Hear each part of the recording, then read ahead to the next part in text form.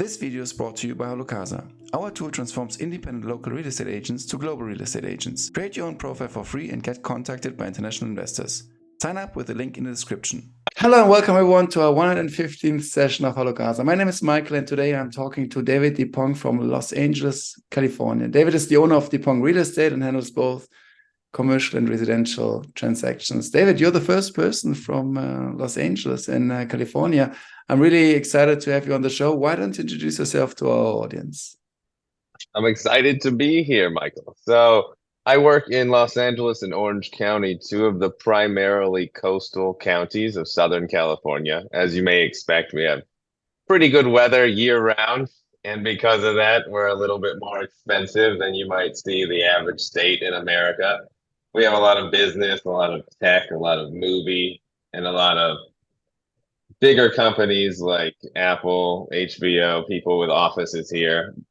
The international airport makes it easy to go back and forth between New York, and there tends to be half of what we need in homes built every year. So every year the demand keeps going up, which lends itself to the overall large amount of appreciation our properties see every decade.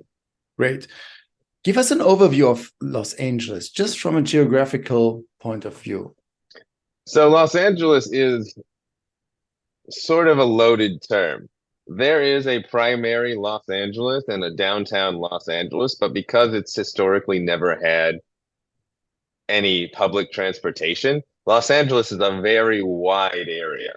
So you could be one city over from Santa Monica, which is close to the ocean, Malibu, which is close to the ocean, and technically you're in Los Angeles. You could also be an hour and a half, 2 hours east in Pasadena or Whittier, and you're also right next to Los Angeles. So basically, it's a city where you need to have a car, and it stretches down the entire coast, basically from Malibu to about Huntington Beach, where it turns into Orange County and goes all the way down to the San Diego area. Perfect. So it's a large amount of real estate that we cover here. And you mentioned in the beginning you are from Orange County, or prior to our call, you are basically in Orange County, correct? So I'm living in Santa Monica. I have family and another property in Newport Beach, which is a similar city in Orange County. And because of that, I have an office in each city. So I can work and live wherever I need to service my clients. I understand. Regarding now trying to understand along this vast area of Los Angeles, which you very well right now explained to us, can you basically give us sort of a feeling of the dynamics regarding, is there a certain area which is more higher on demand, or also on inventory regarding commercial? Is there an area which is definitely something where you want to move when you have 2 kids and a rising family, maybe even more kids? Is there something you would like to move to when you are single and you are workaholic and or not? Can you give us maybe like sort of a feeling of how to segment a city? Absolutely. So Los Angeles is very almost segregated based on what your needs. If you have a family and you want good schools, you're either in Sherman Oaks or you're in Santa Monica, Culver City, one of the west side closest to the ocean cities. They tend to have the best local schools and public schools, whereas there's a lot of great private schools, but then you end up paying more for the school and less for the home. So if you're starting a family, you're going to want to be in one of the west side cities that has a little bit more money to contribute to their school system. Or if you're single and you're looking for just to work and have a good time, you're typically more in your Venice, California, your Hollywood, your downtown Los Angeles arts district, your North Hollywood, these cities that are developing right now that may not be as nice and may not have as nice of local amenities for you. But there's builders building businesses, there's people coming in, building new experiences. There's a lot of nightlife and activity that you want to be a part of. Makes total sense. You just mentioned also a certain keyword regarding up and coming, or which is also an area which has still potential to grow. Can you give us an idea of, if I, for example, want to invest somewhere in Los Angeles, do you have any insider tips, which after this interview are not going to be insider tips anymore, but maybe some tips regarding, if you really want to invest, if you really want to buy something regarding return on investment in Los Angeles, in residential, is there something where you think there definitely has some potential? Absolutely. So in Los Angeles, over the past few decades, there's been several increases in transportation and increases in business.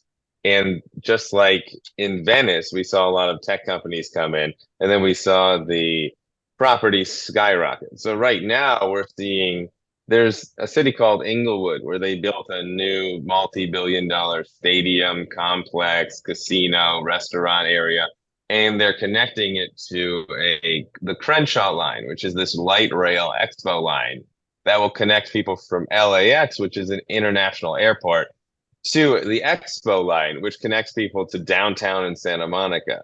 So over the next 10 years, as these projects, which were delayed by COVID, end up being finished and really fleshed out, these areas, because they have development in commercial and transportation, are going to see the next 3 blocks around them immediately increase in value at a higher percentage rate than just a nicer neighborhood or a coastal neighborhood would, because those neighborhoods are good. They have most of the development they're ever going to have already, and they're not as aggressive. They're not getting aggressively better every year. They're not improving. They're not being gentrified.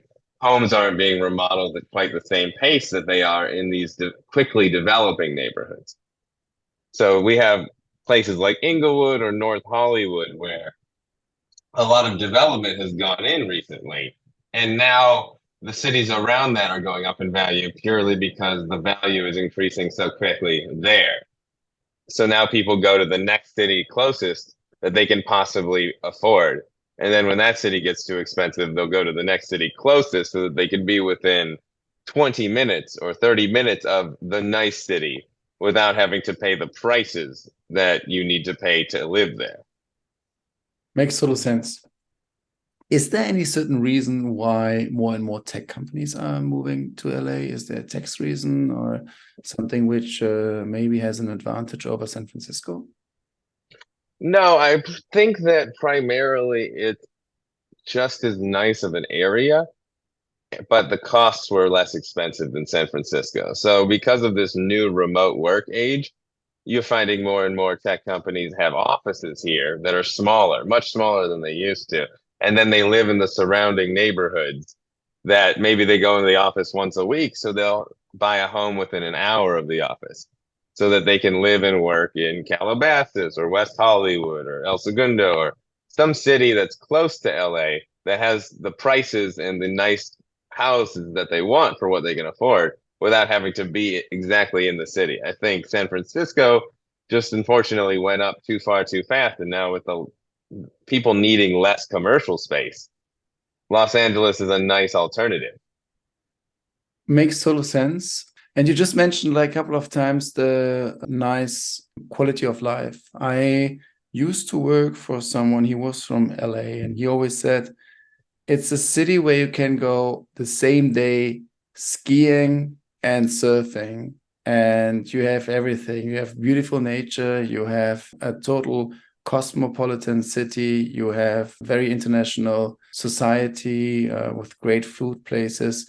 Can you confirm this? What is your basically sales pitch of Los Angeles? So because LA is so spread out, every city has to have its own downtown area. So every 30 minutes, you get to a new city with a new downtown area that has great restaurants, is less than 20 or 30 minutes away from great hiking trails, is less than 20 or 30 minutes away from the ocean, the beach. And then, yes, you could drive a few hours and be in Big Bear and then go skiing. Like you can do everything in a day. It'd be a pretty busy day. But because this place is so spread out, Like I live in my neighborhood of Santa Monica, just for example. If I walk north 5 minutes, I'm in the biggest houses, suburban neighborhood, single family homes. I pass a luxury street of shops. Or if I walk south, there's huge outdoor malls for the family, for the kids, for tourists. There's a downtown area. Or if I go a little bit east, there's another city that has a farmer's market every week. So in any given day, I could be at a farmer's market within 15 minutes of my house, which just lends itself to mental health. Like you're outside, you're enjoying yourself, you're getting food, you're walking your dog. It's a vibe that the sunshine in the neighborhood gives you, as opposed to maybe living in a city, which might be dark or shades of gray most of your year. Well, that can start to affect your mental health. Absolutely. I love that point, and I appreciate that you express it like that. Perfect. Um, Is there any way for you to give us an overview on residential prices in terms of maybe first rental prices? What do I have to expect if I decide to move, or if my employer asks me to move, as maybe a single, so studio apartment in a neighborhood which which you think like is definitely attractive, and then maybe also for a family. Okay, so if we purely talk about the west side of Los Angeles, very attractive neighborhood for most singles and younger parents. For a single, you're looking at 2 to 3,000, depending on which city you're in. For a double, depending on how far inland you go, that number could be 25 to 4,500. For a three-bedroom, that number could be 3,000 to 6,000, depending on which neighborhood. It varies pretty wildly, and it's the same for purchasing. So you pretty much can't get much of anything for less than even a condo in most of Los Angeles for less than 500,000. And luxury really starts above the 3 million price point. So depending on which city you go to, the lowest price to enter that city, the minimum budget will be anywhere between 6 and 3 million, depending on what you need. So you could buy a teardown in some cities for 2 million, or you could buy a brand new 3, 4 bedroom home in other cities nearby for that same 2 million. Makes sense. Okay. Down payment then, and also right now starting with the transaction itself, down payment, I would have to have then 20%. So I would have to have like 400K on down payment. Is that So we actually have there's programs at 3, 3.5, 5% down, all the way up to a purchase price of 1.1 million. So that's only 30 to 50K. Or if you want to do something that's above in the jumbo sector, typically you have to have 10 to 20% down. So if you're looking at properties closer to like 1.5 and up, then you're going to need 2 to 300,000 minimum, and then go on from there. And there's other ways to get around that. If you don't have as much down payment, you can get a first and a second loan from the lender. There's multiple tools we have to help people get into home ownership who just can't save or hold on to, say, $500,000 in cash. You have to make enough money to support the monthly payments, the mortgage, the property taxes, the insurance, everything. However, for a place like this, where a lot of people that move here are in higher paying jobs than what you would call the average, that might be perfectly fine. And then after a few years of holding it, because of the historically high appreciation we have here compared to everywhere else, you're sitting on a lot of money that you didn't put there. You're sitting on several hundred more thousand that you can leverage to either lower your monthly payment, buy another property, pay off a student loan, and then give you more financial freedom and opportunity.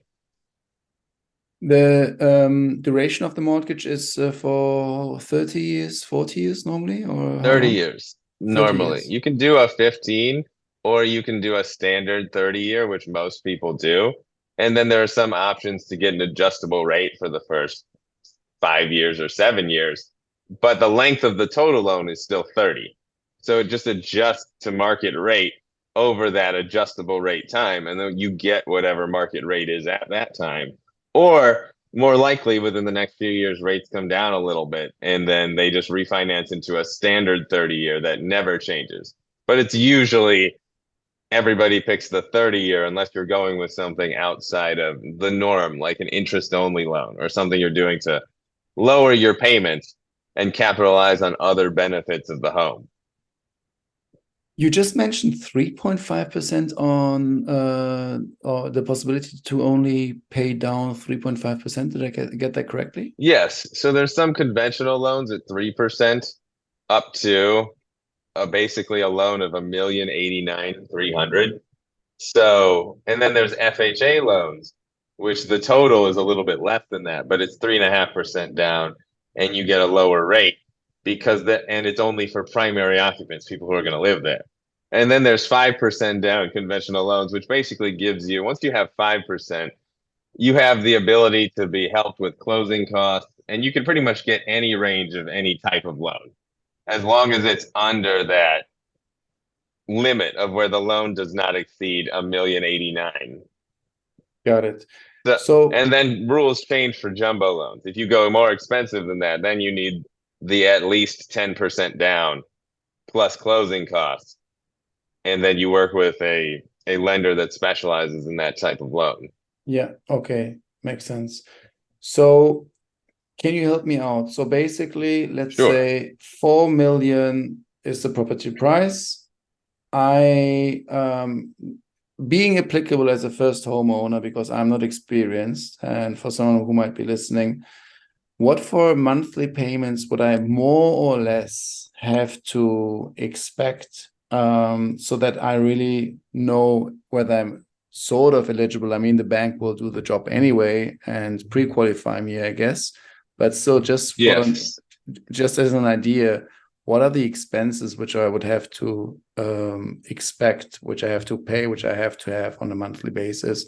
Because you mentioned not only like the mortgage, you didn't not only the interest rate, but also even maybe admin costs plus insurance. Okay, so if you did say a $4 million property, and then the standard person would try to do 20% down just to have the payment with the least amount of mortgage insurance and everything else involved with it, at the current 7% interest rates with the property taxes that are local to here, you're looking at about $25,000 per month, $21,000 for the mortgage and insurance, and then about $3,800 in home insurance, property taxes, everything else you would need to pay for your home.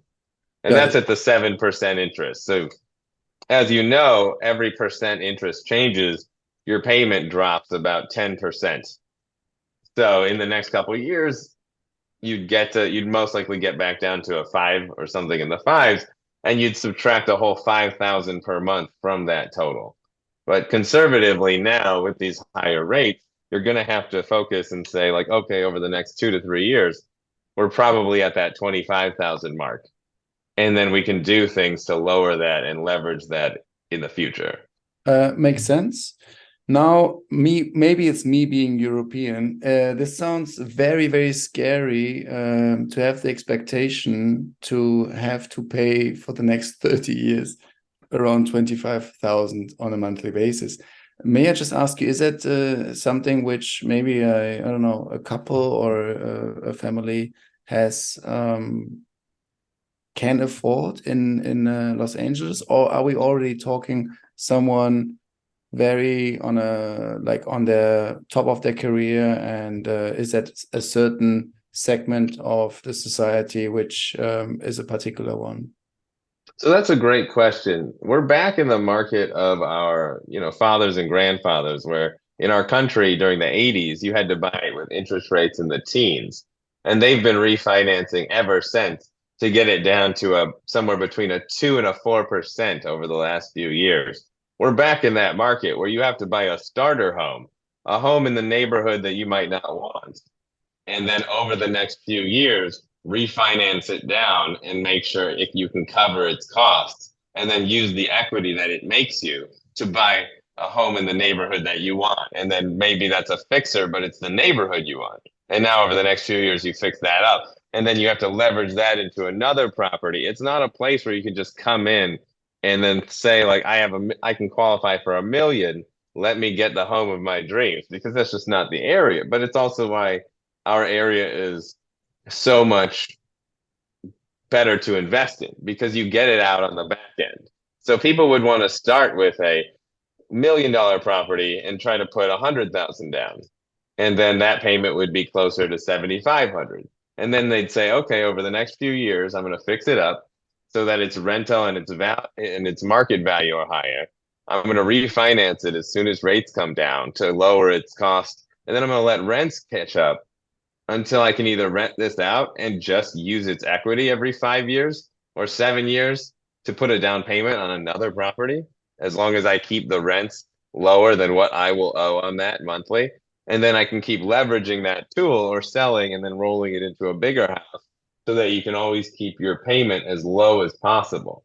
But you have to plan for that and say, maybe try to buy your first home in your 20s or early 30s, and then get your next home in your late 30s, early 40s, and then get your forever home in your late 40s, until you sell that and eventually buy your retirement home cash. Because people are going to live, maybe until their hundreds. The average life expectancy increases every year. You have to plan that you have a home and that it's mostly paid off or paid off, so that you can fall back on it in case something happens, in case you can't work anymore, in case can't afford ideally what you thought you can afford. So people have to start with that $1 million home to then have the $4 million home in 20 years, or to have four $1 million homes in 20 years. And then whenever they stop paying, they're like, I don't want any more homes. They just pay them all off. And suddenly now they have 3 to 5,000 from each in rent every month, passive. So now you're making a high income earner's wealth, career salary, passive, not doing anything. You're just paying taxes on the income. And if you start early enough, that's easy. If you start when you're 50 to start thinking about home ownership, it's just impossible. It's like your only resource is time. And if you don't have a job that's just giving you extra funds every year, just copious extra funds, you have to replace that with time and planning. Makes total sense. Thank you so much for walking me through. That's really, really helpful. I really appreciate that. Now, what is basically, I guess like everything you just mentioned was or is something what you also do with the clients. How do you basically approach someone who is considering to buy a home? So I take a look at their budget. I say, what are you guys making now? What do you guys reasonably expect to be making within the next few years? Because if you're making the most money you ever expect to make now, we're not going to put you in a home that overextends you financially. We're going to put you in a home that, worst case scenario, if you couldn't afford it anymore, you could move out, rent somebody in your home, find a cheaper rental, and make it work until you get past the first few years, which is when it really starts to become a money-making tool. So we cover you, or I cover you from all sides to be like, hey, the smartest decision would be to live in this neighborhood for a couple years, and then rent it out to somebody and allow that home to build you equity. Even if you want to live in a different city, even if you feel like you connect better with a different city that might be more expensive, but you can't afford to buy there. And then we leverage it and we create a plan. Okay, realistically, if you expect to make more money, within 3 years, we can get you here, or 5 years, we can get you here. Or if you don't expect to make more money, within 10 years, we can get you to this next step. And a lot of my job is just following up and holding them accountable. Be like, hey guys, we can do it.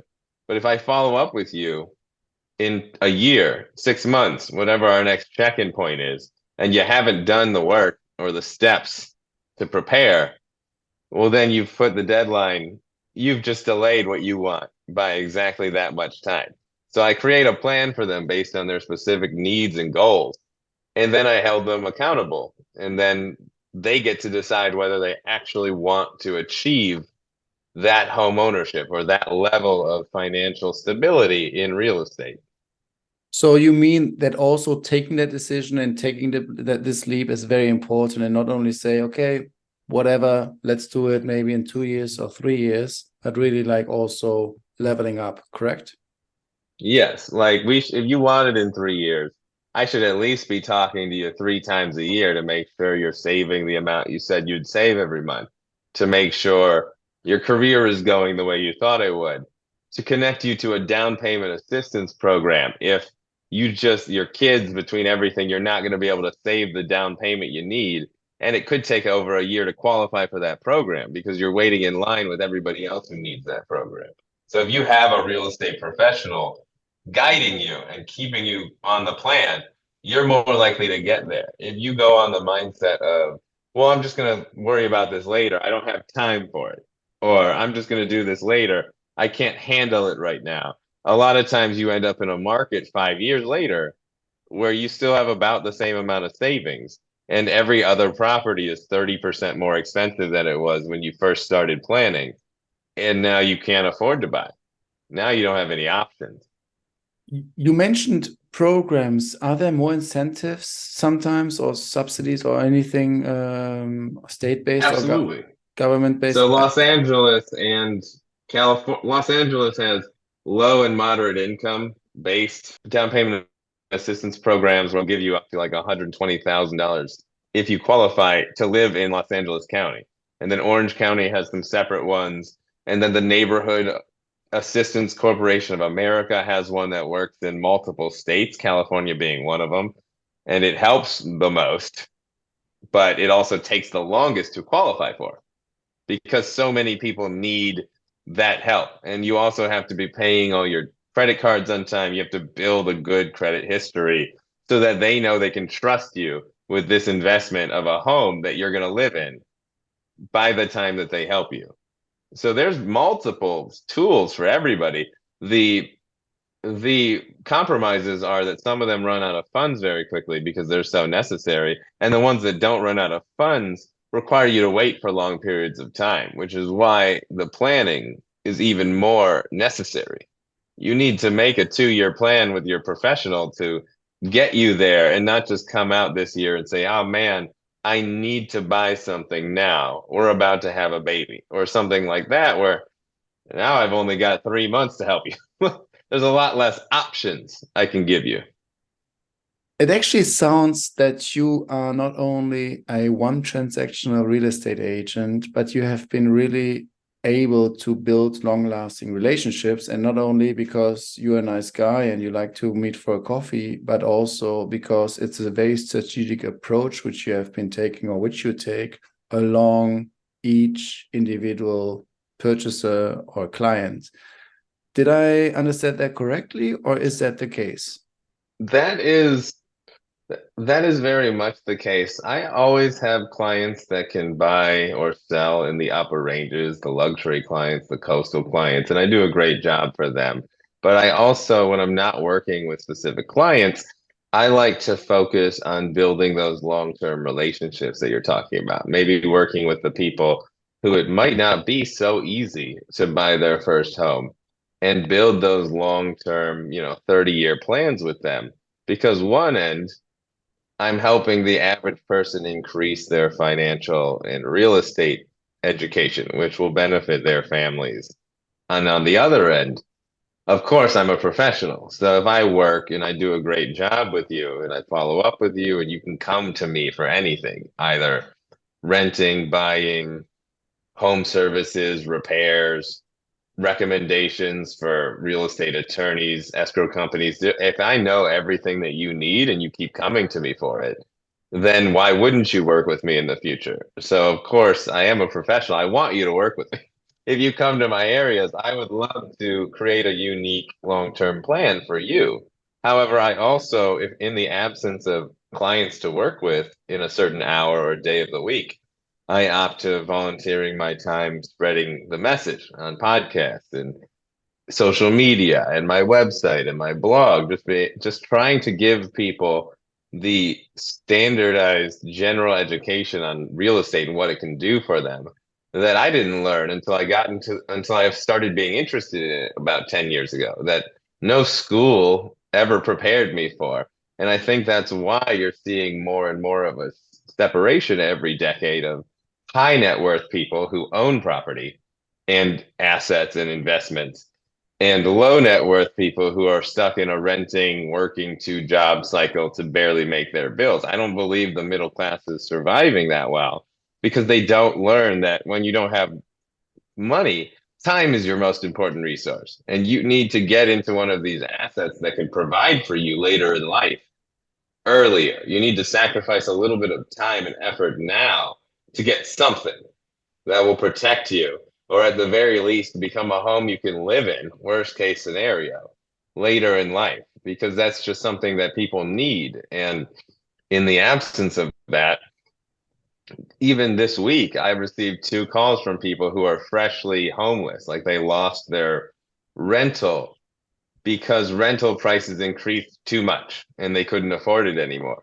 And at that point, if you're older, if you're disabled, if you're unemployed, if you have multiple kids, it's become so much harder to help you. So I want to work with everybody, but I also want to educate people if they don't live or want to work or want to buy in California, use these things that I'm telling you and look in your city, your state, your county, your country. Look for a representative who's going to help you in the same way so that you can tell who's actually out there for because they like their job and they want to benefit society, and who's just out there for a quick check, who wants to just sell something you have and move on to the next guy tomorrow. Bottom line sounds like you say sacrifice when you're young and fresh and agile and attractive in the job market, for the time when we are not as attractive and agile and maybe also not that powerful anymore. So Absolutely. maybe, Sacrifice sorry, 2 to 5 years right now to protect your last 50. I love that. Tell us a little bit more about your service offerings. It is So I basically, primarily, go ahead, oh, please. sorry. Go ahead. So I primarily specialize in residential properties, which is leasing, buying, selling homes or multi-unit homes, 2, 3, 4, 5, 6, 7, 10 unit properties where people live. I also help educate people on how to prepare for home ownership and how to prepare to list and sell their home, which I then take care of for them. So I tend to stay away from the more warehouse, office space commercial, and I just help people really dial in and achieve their goals through their home, through their primary residential or secondary homes, their investment property that they're renting out to tenants. And I help them create a plan with that because the demand is and always has been so high for homes, considering we just don't make enough of them and we just don't build enough of them each year, that it protects your investment's value and it contributes to the over the last 39 years, Los Angeles has had a 6.77% appreciation per year over that entire 39-year period. So even though we've had multiple recessions and even one real estate related recession in there, because you're buying in a place with such high demand and such low supply historically, you are protected as opposed to somewhere which just doesn't have the industry, the weather, the draw that our areas have, that my areas have. Makes total sense. I know your time is very limited, and I would like to give you the floor to maybe share something to the audience, some final words which we haven't shared and which you would like to have the international audience to be aware of, or something which you would like to give away. Great. So I'd just like to share, I think, the things that prevent the most people from achieving a home and starting this wheel that will help them be financially stable later in life. I tend to meet people that don't believe that it's possible or just haven't met a professional who's willing to sit down and talk to them and say, like, we only need 3.5%. We only need 5% to get you something. We own, based on how much you can save, it's going to take this long. And somebody who's willing to work with them for that long period of time. So I would implore people to know that it is possible to buy these homes. It is possible to get out of that paycheck to paycheck renting lifestyle and get into a home that will provide for you. What you have to sacrifice is time. So if you're willing to do the work and take an hour a week, an hour a month, which isn't asking a lot, to educate yourself and form a relationship with a professional that can help you, you're going to live those years anyway. So if you don't start now, your only alternative is to start later. And starting in time, as anyone well knows, in investing is the most important resource. So just start now and believe that you can, and connect to a truly qualified person in your area that can help you achieve these goals. Amazing. I love it.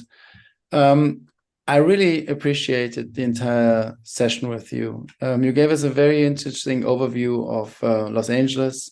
I've never been. I always want to go. You gave us many reasons to also give it a try to even move there. You gave us a very interesting overview also of the entire neighborhoods, and guided me very well through from north to south, east to west, also according to the property prices. You also explained me in a very patient way, which I really appreciate, the entire financials and economics of investment and the entire vehicles and all those basically schemes or policies. Subsidies which are potentially applicable, which many people are not even aware of, which they should have. And you also described so well the importance of working with someone who really takes the time to sit down and talk to the individual and say, hey, let's make a plan, and I will call you in 1 or 2 years again. I want you to have this amount of saving because I want to bump you up. And also the entire economics of how basically you are upgrading your real estate assets over time. I love your final thoughts as well and your final words. And I really appreciate the entire conversation with you. David, it's been a pleasure. I'm sending the best regards to Los Angeles. Thank you. And I hope we're going to talk soon anyways, and we stay in touch. Absolutely. I'm always happy to come back. I want people to have this information and to sit down and eat it in bites that they can absorb, that are comfortable to chew and swallow. Perfect. Sounds amazing. Yeah, definitely. Let's have another session soon. And I send you good warm regards to Los Angeles, and have a good afternoon. You too, sir. Bye-bye.